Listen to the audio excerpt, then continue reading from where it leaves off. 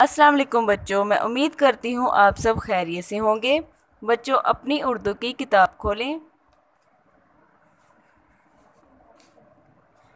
आज हम करेंगे सबक नंबर 9 के सवालात के मुख्तसर जवाबात। कल हमने इसकी कहानी मुकम्मल की थी। आज हम इसके सवालात करेंगे। पहला सवाल क्या है? सोए हुए शेर की आंख क्यों खुल गई?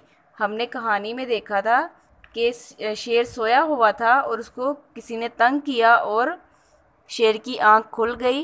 किसने तंग किया था? यस, हाँ जी, चूहे ने। चूहे ने सोए हुए शेर को तंग किया, इसलिए शेर की आंख खुल गई। फिर से मैं दोहराती हूँ, चूहे ने सोए हुए शेर को तंग किया, इसलिए शेर की आंख खुल गई।